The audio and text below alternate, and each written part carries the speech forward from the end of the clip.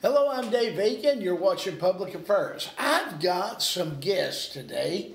I always like to find something that's interesting, something that's informative, and something that will really benefit you, okay?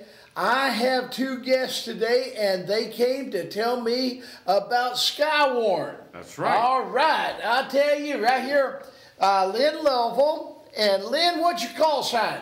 Whiskey 8, Mike Lima Lima, W8MLL. Okay. And Don Freeman. Don, Hey. what's your call sign? KD8BKT, which is Kilo Delta 8 Bravo Kilo Tango. And I'm Dave Aiken, and I'm KB8CLY. Yes, okay? you are. Now, what we're going to talk about today, Jonathan called, and Jonathan said, Dad, could you do a public affairs next Monday? And said, Skywarn is wanting to come, and could you do that? I said, yes. Yes. I said, I would like to do that because I know what Skywarn is. Okay, just because I know what it is, the rest of them don't. Lynn, what in the world's Skywarn? Skywarn is a program that started several years ago that is put on by the National Weather Service. Yes. It is a nationwide program, goes all over the United States, and this is a program that the National Weather Service started to train storm spotters. Mm-hmm. Now, there's a difference between storm spotters and Yes. storm chasers. Yes. A lot of oh, people, yes. a lot of people see on TV that people that go out and chase storms. Well, they're crazy. Well, They're crazy. I agree. we don't do that. The National Weather Service wants people that are in a community to know what these severe storms look like, especially tornadoes. Yes. And of course, we here can get snowstorms, blizzards, as you know, severe weather storms, thunderstorms, you know. But our big thing is tornadoes Yes. that we need to watch out for. So that's exactly what they want. A lot of people think, okay, well, hey, we have the radar. You know, they get on TV and they see the radar coming across, and they'll see the green coming across. And I know this has happened, and it's supposed to be raining, and it's not raining. Yeah, I know. Well, because see, the radar is showing the clouds over Marion up 10 to 15,000 feet. Oh, my. That's 3 Yep. to 4 miles, or 2 to 3 miles, and Marion, Ohio is on the edge of 3 different radar systems. Yes. Cleveland, who are our main one, Wilmington, clear down on the, by Cincinnati, and Yes. then Fort Wayne in Indiana. And so when you think about radar, you have to think of it as a basketball because radar shoots out like this pin here. It's in a straight line. Yes. Okay, think of a basketball, and if I take this pin and I stick it here, with the curvature of the earth, Marion is down here somewhere. Yes. So this signal goes out and it bounces back to the where the radar started from, and it's showing what's going on up many miles. Yeah. Now Don can tell you, we get called. I have actually received phone calls from the National Weather Service to know what is going on the ground. Right. Right. Now, and probably the call started like this. They called you up and they said, we've been watching some severe weather moving into your area. What are you seeing right now? And what they want to know is hail, if we have hail, Yes. and what size the hail Yes. is. If they may ask you about the wind, and one thing this Skywarn program will show you, and kind of tell you how far a tree is blowing or the branches Yes. down to estimate the wind and maybe inches of rain. So those are the things that they don't know that they may call us and ask us, hey, what does it look like? What is happening? Right, and They also encourage people to call them if something does happen. If Right. there is a tornado, if there are high winds, if there is hail, they want you to call them. They encourage you to call them to tell them what is happening in your location. Yep. Right, and the program is very good. It's a webinar, and a webinar is like watching it on a huge TV. Oh, yeah, yeah. And they show all of what to look for in the different cloud formations because a lot of things come through and they look awful, and they're not. Right. You know. Right. And so we don't want to scare everybody to death, but you also need to know what to look for. So you're going to learn more about hazardous weather and severe storms. You're going to learn how to become a certified National Weather Service storm spotter. Yep. And that's important because when you go through this class, you register, and then you are assigned a number, number 283 or something like that. And the National Weather Service will have this. And so they can either call you, or if you see something, as Don said, they encourage you to call them up in Cleveland and say, hey, we have this, you know, and going on. And I'm storm spotter number 283. And that way they know who you are. Very good, very good. Last year, my wife and I took a trip, and actually it was 2 years ago. We went out by Kansas City and St. Louis and all those areas out there, and they had a whole bunch of severe storms and a lot of tornadoes. We flew out, and boy, we flew out of there just in time because when we left town, the tornadoes moved in. Well, that's one thing about this program. Even if you don't want to be a spotter, or you don't want to be one that reports anybody, it's nice for you to know yourself whether to take cover, what's happening with the weather. Say, even if you don't want to become a spotter, to call in, know for yourself. If you're out working in the yard or fishing or whatever, you can learn whether it's time to go for cover or not. Oh yes, and well, while I was out there, we stopped one place and they had a shelter for anybody, all their customers. I went down that shoulder and looked it all over and thought, goodness, what would it be like to be in that shoulder with 25 more people? And I said, Carolyn, do you think maybe we ought to build a shelter back in Ohio? It would be safe even if it was crowded. Yes. And hopefully you wouldn't have spent a lot of time there. You know, a lot of people want to know, well, do we have to be AM radio operators to do this? See, the Amateur Radio Emergency Services Program, which is a nationwide program, and we do have a group here in Marion County that does this. We have two great amateur radio groups here in Marion County. We have the Marion Amateur Radio Club, which you're familiar with, I know. And then we have the Amateur Radio Emergency Services.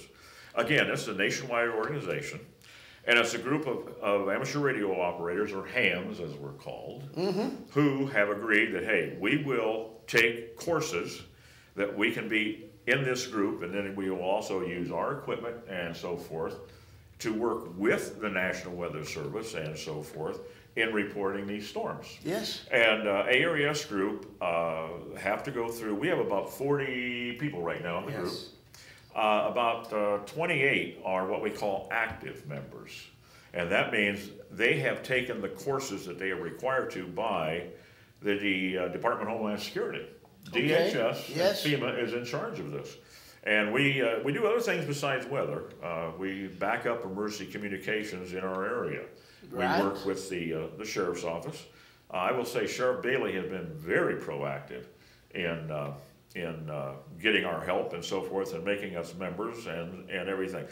Don, tell them the story that Bailey always tells about why we're involved. Well, he had a cell phone problem when he really needed his cell phone. So he just happened to spot a ham radio operator. And that sold him from there on out on ham radio. Is a good they can do, because the ham radio operator could get the communications back out to get his message to where he wanted it to. Right. He was on the road, and the traffic was backed up for some reason, and he could not get back to Marion. Yeah. And so a fellow said, well, hey, let me see. So he gets on and talks to one of the ham radio operators that happens to be in Marion, and the message got sent. So from then on, Sheriff Bailey was, he thought it was good. But Amateur Radio Emergency Services, our whole thing is we have a purpose, and that's to provide backup communications to emergency services in Marion County. Yeah. And to do that, the guys have to take 4 basic courses that FEMA, or Department of Homeland Security, puts on. And they have to pass a test and in there, and they do it. And so we have about 28 guys who are active, and then we have another 12 who are reserve, who do other things, who help us out. So we have about 40 ham radio operators here that do that. Very good. Very good. Some people think ham radio maybe is kind of a dying art, but the last statistics I read, it is not. The number of ham operators is increasing every year. Yeah. But it is amazing. I have seen times that the communications for the ambulances were down, and you know, people go ahead and make a call for the onto the hospital. They got a squad coming in. The radio, they can't open the channel, you know, to the hospital. And I've seen times that the ham radio's been used for that. Yeah. I've seen times that hams were sent to check on different conditions, flooding, and they were worried about the water getting into the, you know, flooding and getting into the drinking water system. And hams were sent out to check on that. I'll tell you, a lot of these young people now are into these cell phones. They do all this texting, and they think, well, we don't need any other form of communication. But cell phone is one of the most fragile forms of communication there. Even in some situations, say we have a major fire or a big storm, everybody gets on their cell phone and you cannot get through. Lines are blocked, lines are down. Most of these young people nowadays have never seen that situation, but it does happen where you can't use that cell phone. But we have a slogan: when all else fails, it's amateur radio. That's right. That's right. There it is. Oh, I tell you, completely off the subject, but there was going to be the inauguration of the president, and this was when cell phones were just coming in. The radio station bought a cell phone. They had all the equipment, and they sent a man from Marion up to cover the inauguration. Okay, he's got, everything was checked out, everything was checked, everything was perfect. And here it come time for him to make the call, and he couldn't get a circuit. Everybody there at the inauguration is using the phones, and there he sat with, at that time, probably $1,000 worth of equipment. Oh, yeah. The radio station waiting to get a report, and there he sat, and he couldn't do one thing. I've heard that story before, and nowadays it's not that hard to become an amateur radio. No, it's not. You don't have to do the Morse code anymore. That's the easy part. And there are 3 levels. There's a technician, which is the beginners. And there's a general, which gives you HF, and then there's the extra, which gives you all the privileges. And the price of equipment has come down so much in the last few years. You can buy a dual band radio nowadays for $40 or under that you can talk to Columbus with. Yes. I got a couple of them. Yeah, the both arms. And the yes. I could, and you know, I'm a cheapskate. I paid $28 each for mine. Well, yeah. Call that frugal, not cheap. Call that frugal. No, I'm a cheapskate. No. I'm proud of it. No, my dad, we always was accused of being a cheapskate, and that was his term. He said, "I am not cheap, I'm frugal." Okay. And so there you go. Right. But I'll tell you, if you do want to be a ham radio operator, right now, Marion Amateur Radio Club is sponsoring a class at the clubhouse. They started last week, but it's still not too late to get in. And Judge Bill Finnegan, of course, NR8I, is the instructor. Does a fantastic job. And he does. If you're interested in being a ham, you know, let us know. We'll get the information for you. And everything. But getting back to the communications, we have a new EMA director, Emergency Management Agency, through Department of Homeland Security in Marion, Sarah McNamee. Katie. Yeah, we better. She's been on Public Affairs. CUC, I can't remember her call, but she is a ham. Yeah. She became one because she was working with the Red Cross when all the earthquakes happened in Haiti several years ago, and she was there. The only form of communication they had in Haiti was the ham radio operator. That's right. And people went down here from the United States to do that because cell phones were down, everything was down. Then she was involved with Hurricane Sandy on the East Coast. Same thing happened there. She said they were out there and everything was down. All the emergency services were down. They couldn't communicate back and forth with anybody. Right. The only kind of communications they had were the ham radio operators. So when she came to Marion then to work with the Red Cross, she wanted to get her ham license, and so she went through the Marion Amateur Radio Club, got it. That's good. And now, very good. Now she's our EMA director. Yeah, now you don't have to be a ham operator affiliated with it whatsoever to become On Skywarn. Skywarn spotter, though. Right. It's just that we put it on and we use the system, but to be a spotter, anybody can come. Yeah. Bring your kids, you know, Yep. so you can watch from your back door and know what's happening. So. And we encourage that. Yeah, We really do. I got to say one other thing. Right now, you don't have to know the Morse code to get your ham license. Back when I got my license, you had to know. You had to be able to send and receive at least 5 words a minute. Okay, now that's harder to do than what people thinks. And for years, I put off getting my license because of the Morse code. And finally, I decided to bite the bullet. I'm going to do this. Well, I thought it was hard on me. My wife said that's the hardest thing she's ever said, to sit there and hear that where I was practicing the Morse code, constantly practicing. But I passed it. Well, boy, oh boy, you talk about somebody that was tickled to death. When I was able to get my 5 words a minute and pass it and get my novice license, and then I took the tech, and I carry an extra now. Well, that sound could be annoying to anybody but a ham radio operator. I know it. Yeah, that is. Oh, goodness. And, you know, Lynn, you run CW. Oh, I love it. That's my primary. Well, there are some people that you can work with, and it's a pleasure to work with them because you can understand what they're doing, and you copy it, and you're just having a ball. It is fun. And there's some that it gets kind of rough. Oh, it is. It depends on what we call their fist. Yes. How they send it. But I'll tell you, you were 5 words a minute, and then to get your general, you had to send 13. 13. They say, and then to get your extra class, it was 20 words a minute. Yes. And that's flying. Now I do 30 to 35 words a minute. I can, but Dave, I can be really uptight about something. My brain is, I'm thinking about all kinds of weird stuff.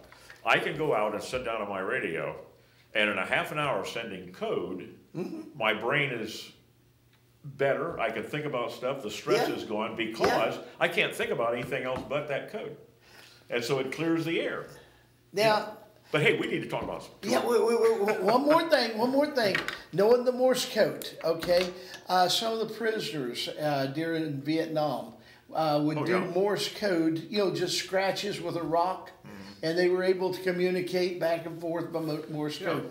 And yes, it still works. It is. It still works. It still works. Okay, now get back to Skywarn. Yes, Man, I can go off on a tangent in a second. He does, doesn't he? Right? But Dave, hey, you are great. I appreciate you having us here, Dave. And, we appreciate you. And he is a ham radio operator. He gets on every now and then. And we encourage Dave to get on more, believe me. But he's so busy. He just doesn't have a lot of time to do it. But it's great.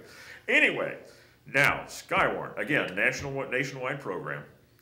It's open to anyone. You don't have to be a ham radio operator. It's open to everyone. And we encourage that, especially scouts and stuff like that. Also, we encourage school bus drivers or delivery people or anybody that's out in the weather all the time to come and take a look. Again, it's free. There's no cost. And it's open to everybody. It's going to be at Marion Technical College. Right. And in their Health and Technology Auditorium, which is a building clear in the last building when you drive in. What you need to do is when you come in, Marion Tech and OSU, when you come into the split, you'll go to the right, that's OSU. Take a left turn, go to the end of that little driveway there. When you turn left, you follow it around, and then head back toward the back driveway, the one that's on your right. And the technology building then is the last building. You'll see there's a little footbridge that goes across to it. And we're going to start, the program starts at 6:30, Tuesday, March 15th. We encourage people to get there earlier because you have to fill out a registration blank. And then we get on the computer and we get your number. We'll start at 6:30, and it starts right at 6:30. Now, if you're a little late, don't feel bad. You can still come in, and we can take care of you afterwards too. Very good. Now, do I understand this right? Let's say that you're a Boy Scout leader, and you've got a bunch of scouts. Now, in fact, I think you told me that one of the scout leaders is bringing his scouts. Well, he did call and ask if it was okay to bring a group of scouts, and I said, absolutely, bring the group of scouts. Wow. Can you imagine? Can you imagine Boy Scouts and Girl Scouts, you know, going to the class, getting their number, and they're registered with the Skywarn system. That's wonderful. And they're trained to recognize what's happening. And you, like I said, we don't encourage anybody to be a storm chaser. Right. Just a spotter, even if it's for your own use and not to call into the Weather Service. Hey, think about this. Some of those storms, the winds whipping around there is over 200 mile an hour. You know, tornado, well over 200 mile an hour. And can you imagine a 2x4 coming around and around and around at 200 mile an hour? That'd go through a car. I have seen pictures of 2x4s embedded in a tree like an arrow. Yes, yes, yes. And it does. Yeah, it's dangerous. You don't want to be out in it. And that's, you know, Don was talking about it. The other thing that they push in the Skywarn thing that they train you about is safety. Oh, goodness, yes. Where do you go in your house? Oh. Now, if you're out in your car, where are you going to do it? Hey, do you see a tornado? Here it comes. A lot of people think, well, I will drive into an underpass. You know, if there's an underpass there, a road goes across, I'll drive into the underpass. I'll be safe. That is the worst place in the world to go because that underpass suddenly becomes like a wind tunnel. Yes. And I've seen pictures, Don's seen pictures, the debris that comes flying through that wind tunnel, 150 mile an hour, goes right into your car. It shreds a car. It just looks like a bomb exploded in pieces. Have you really looked at some of the pictures that come following a tornado? The damage, the severe damage. Goodness gracious. That's why you need to have Skywarn so people can tell you that one's coming your direction. Well, or safety is take cover. Safety is a big factor on where to be safe and you know and how to get out of the way. People really don't realize that laying in a ditch is one of the safest places. They think, well, I don't want to be out there in the wind and get all wet and muddy. Well, better be wet and muddy than alive. Than dead. Yes. But yeah, Don's exactly right. And one of the things they talk about is find a depression. If you're driving along and here comes a tornado, then get out and get into a ditch, crouch down, cover your head. Yes. But make sure that that ditch that you get into, your car is on the opposite side of the car, the way the tornado's coming. Yeah. Because the tornado can come and pick up the car and put you right in. Don't think you're going to wait out in your car. That's dangerous. Yeah. You know, you don't want to do that. But this program shows a lot of cloud formations, how a tornado is formed, what the rotation is, the different types of cloud, and actually 2 layers of clouds have been mistaken for tornadoes because you can have 2 levels of cloud, wind blowing this one direction, wind blowing the other, and it looks like it's rotation. Yeah. Well, it could be, but it's not a tornado because it's just a rotation of the air. And also rotation doesn't necessarily mean tornado. Tornado is different. You could have a rotation and never touch the ground, so it's not a tornado. Yes.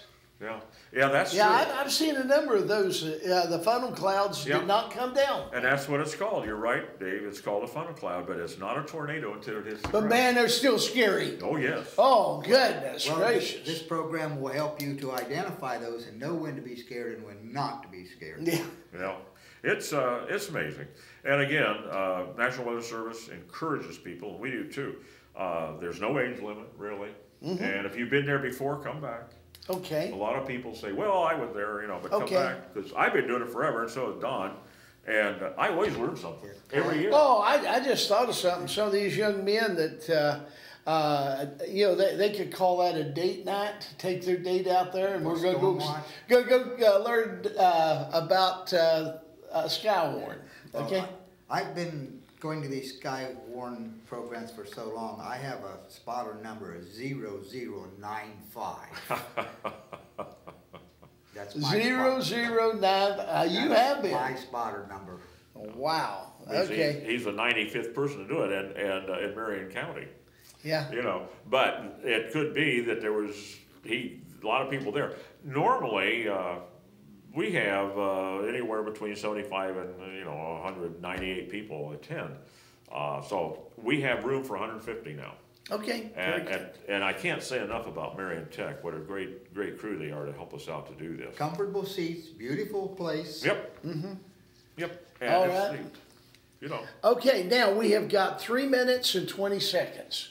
And I've been accused of talking and not giving my guests a chance to talk. So both of you, I'm going to give you a chance to say what you want to say that I didn't ask. Go. Well, we pretty well covered. We've done a very good job. You've asked the right question, but we do encourage everybody to come out and be a storm spotter, not a chaser. Be a spotter. Know what the weather is doing for your own benefit. Even if you don't want to call it in, you know for the protection of your family what that weather is doing.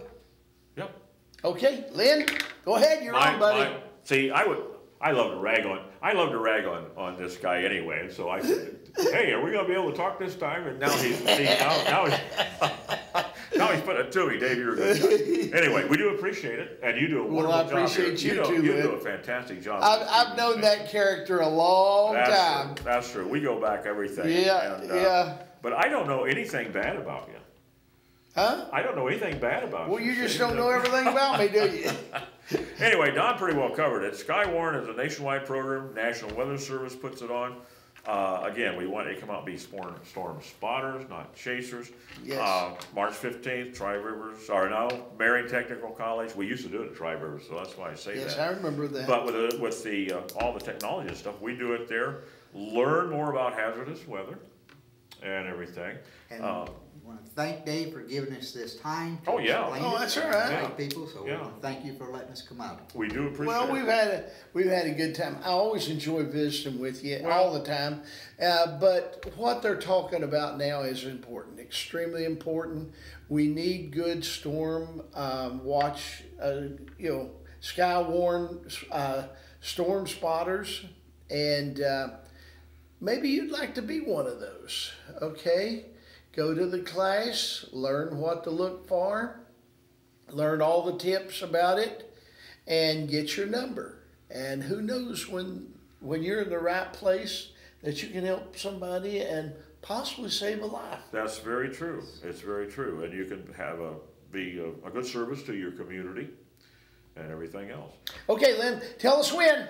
Okay, March 15th. Okay, where? Tuesday, that's a Tuesday, March 15th at Marion Technical College, Health and Technology Building Auditorium. You get there early. It starts at 6:30. We will be there at least by 6 o'clock.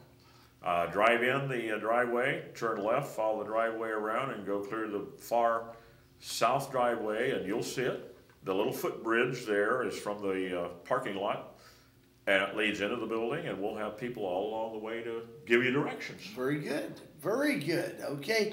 Remember, the severe weather's going to be starting pretty soon. Mm-hmm. And get in on that training so you can help somebody else. Okay? Okay. You've got 10 seconds. Thanks again for inviting us out. Hope to see everybody come out to the spotters. On behalf of the Central Ohio Association of Christian Broadcasters, I'm Dave Aiken. God bless you.